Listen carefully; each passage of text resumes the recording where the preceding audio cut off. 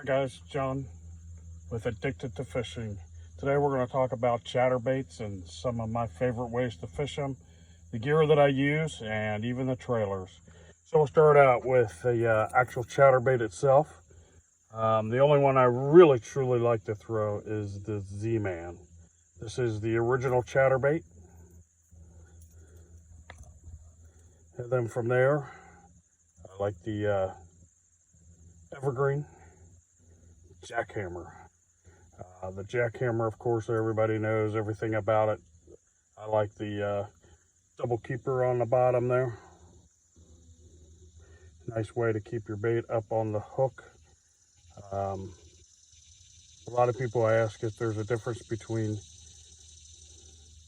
the original chatterbait and the Jackhammer.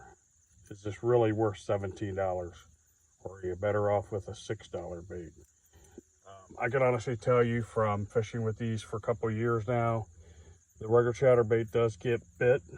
It's a nice bait, does a fantastic job, but the Jackhammer blows it completely away. Ton more vibration. It's all around a lot better bait. I like the direct connect with the snap versus the double or with the connector type on the regular chatterbait. If you guys can see the difference there, there's that connection. And here is the Jackhammer. Also, I like that the blades are painted. There is really something that's special about the Jackhammer that does make it worth $17. A couple other ones that I like, ones that you don't see a lot of people talk about, are the ones that are like the hair jig. These are the original style chatterbaits. Some of them have a little bit of mylar in them, like this one. And then you get the one with the mylar and the feather action. If you like throwing a hair jig, this takes it to a whole nother level. This one actually has the Jackhammer type tie on up front. It doesn't have the double keeper. Of course, I don't throw these usually with a trailer. I throw them as is, throwing it like a hair jig. Slow work it, works fantastic. Pretty simple, pretty straightforward. I throw a lot of the Jackhammers. As you guys can see, I've got a few chatterbaits in the box here. Got a few in my box that I'm currently taking pond to pond and hopping with. As far as the trailer goes, there's really one trailer that I like and I try to stick with, I'd say 90% of the time, and that is the Yamamoto Zako. This trailer was specifically designed for chatterbait. I like the sight flash a lot. I throw the white chatterbait quite a bit, or like the chartreuse in white. Pair that up with that Zako. Deadly combination. The other one that I will throw from time to time, sometimes I'll cut the boot tail off as a boot tail type swim bait. This one just happens to be a Big Easy. Nothing wrong with the swim bait. It does a great job. Sometimes I'll cut that tail off. You do have to really, I like to rig it upside down. I don't like the boot at the bottom working with it.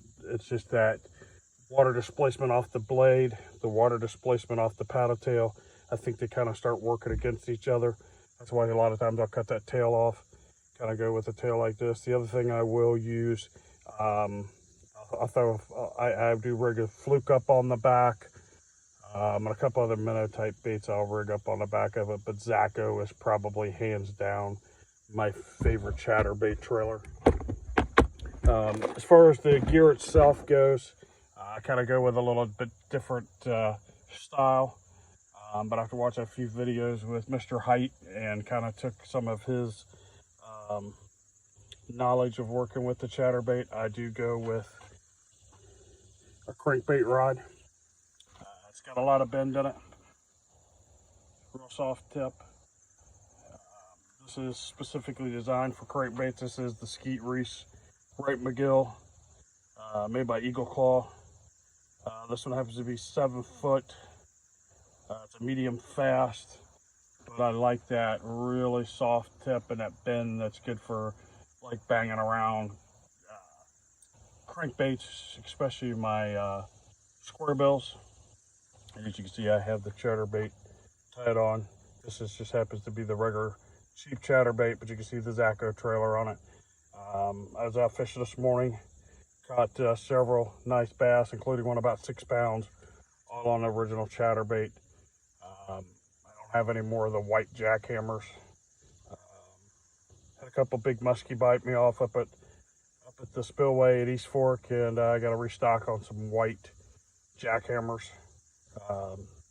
For some reason up there in that tough pressured water, the regular chatterbait usually doesn't get the job done. I have to switch over to that jackhammer, and it draws those bass up from the deep. A couple different ways that I like to fish that, and you can see I've got this one. As far as the reel goes, let me get back to that, guys. On that crankbait rod, this is an old Corrado Bantam. This one is the Super Free.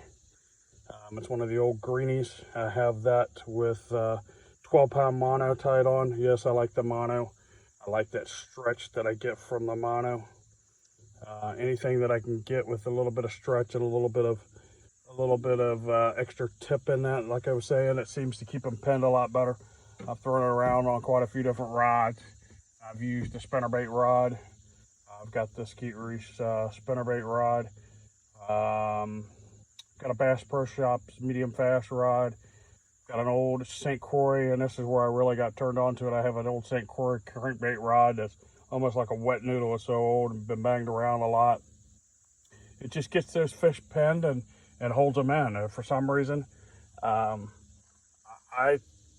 just like that soft action crankbait rod. I think it just keeps those fish pinned a whole lot better. On the more stiffer, medium heavy rods, even with mono, I was losing a lot of bass on it.